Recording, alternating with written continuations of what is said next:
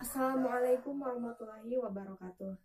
Alhamdulillahilladzi arsala rasulahu bil huda wa dinil haq liyudhhirahu 'ala dini kulli walau karihal kafirun.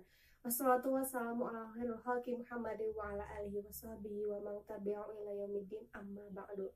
Puji dan syukur marilah kita panjatkan kehadirat Allah Subhanahu wa taala yang mana berkat rahmat dan hidayahnya kita masih diberikan nikmat berupa nikmat kesehatan, nikmat luar biasa berupa nikmat iman dan Islam sehingga kita dapat masih diberi kesempatan untuk berkumpul di acara yang mudah-mudahan diberkahi ini.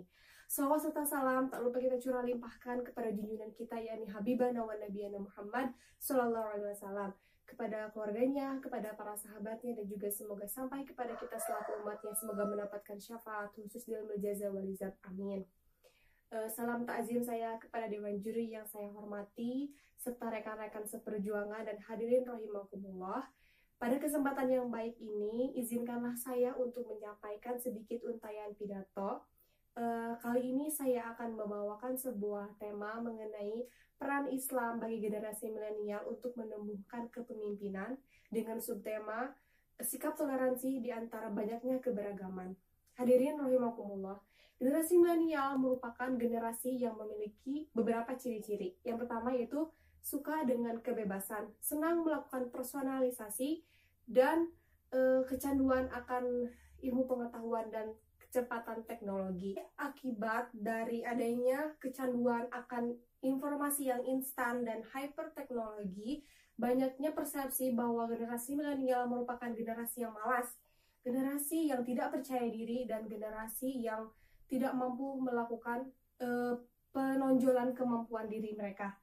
Namun, berdasarkan hasil riset oleh Araceli Vizcaino, seorang manajer pemasaran dari Azazi, beliau menyatakan bahwa generasi milenial sebenarnya adalah generasi yang memiliki potensi yang sangat potensial karena telah didukung oleh adanya kecepatan informasi melalui teknologi. Generasi yang unggul hanya dapat dilahirkan oleh pendidikan yang unggul pula. Pendidikan Islam yang unggul itu telah dicontohkan oleh Rasulullah SAW melalui lembaga pendidikan pertamanya, yaitu di Madinah yang bernama Sufah. Menunjuk Nabi Muhammad SAW sebagai guru, Al-Quran dan Hadis sebagai inti pokok kurikulum dan silabus, infak, sedekah, dan ghanimah sebagai sumber dana utama pendidikan.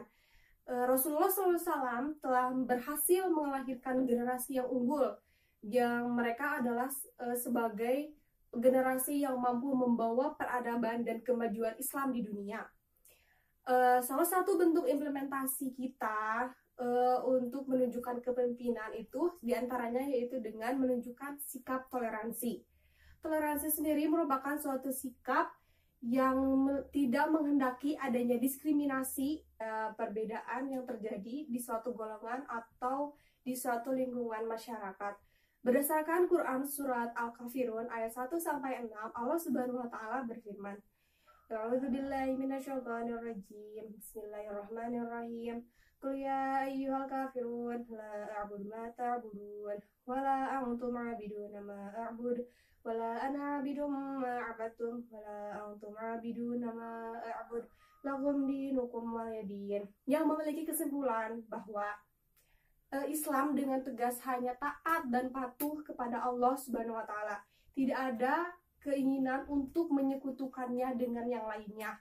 Juga Islam itu tidak memaksa kaum lain untuk masuk ke dalam agama Islam. Tugas utama seorang umat Islam hanya memberikan dakwah, tidak untuk memaksa. Selain itu, Allah Subhanahu wa taala berfirman dalam Quran surat Al-Baqarah ayat 256, A'udzubillahi minasyaitonirrajim. Bismillahirrahmanirrahim. La ikraha fid din, yang artinya tidak ada paksaan dalam memeluk agama Islam. Sesungguhnya jalan yang benar telah tertera dari jalan yang salah. Ini ayat itu bermaksud bahwa untuk memeluk agama Islam itu tidak menghendaki adanya paksaan, tidak adanya paksaan untuk masuk ke dalam agama Islam. Mereka yang memeluk agama Islam itu berdasarkan hati nurani mereka sendiri. Bagi mereka yang berkenan dipersilahkan, dan bagi mereka pun yang tidak apa-apa, karena itu merupakan hak dari diri mereka sendiri. Namun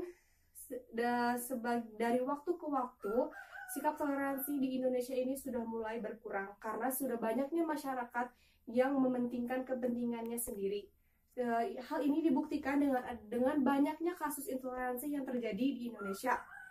Salah satu kasus intoleransi yang terjadi di Indonesia yaitu adanya penyerangan terhadap ulama yang terjadi di Lamongan, perusakan masjid di Tuban, pengeboman di gereja yang terjadi di Surabaya yang memakan banyak sekali nyawa, dan adanya ancaman bom yang terjadi di Kelenteng yang berada di Karawang.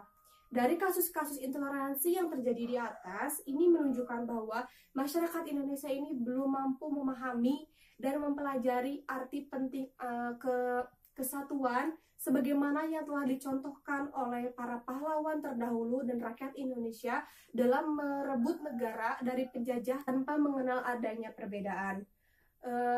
Tugas menjaga kesatuan dan mencegah adanya konflik di negara ini merupakan tugas seluruh lapisan masyarakat Indonesia, termasuk juga kita sebagai mahasiswa yang dituntut untuk menjunjung tinggi nilai toleransi. Salah satunya yaitu dengan menghargai setiap perbedaan pendapat dalam berorganisasi, bersikap jujur, berperilaku sebagai manusia yang memiliki intelektual yang tinggi, dan sebagainya. Untuk itu, marilah kita mulai bergerak untuk menjaga kesatuan dan mencegah adanya konflik di negara ini dengan menjunjung tinggi sikap toleransi. Kalau bukan kita, siapa lagi? Dan kalau bukan sekarang, kapan lagi? Nah, mungkin demikian pidato yang dapat saya sampaikan. Semoga dapat bermanfaat bagi kita dan semoga dapat diaplikasikan dalam kehidupan kita sehari-hari. Kurang lebihnya saya mohon maaf, yang benar datangnya dari Allah, dan yang salah itu datangnya dari diri saya pribadi sebagai manusia biasa yang tidak luput dari salah, hilaf, dan dosa. Akhirul kalam. Assalamualaikum warahmatullahi wabarakatuh.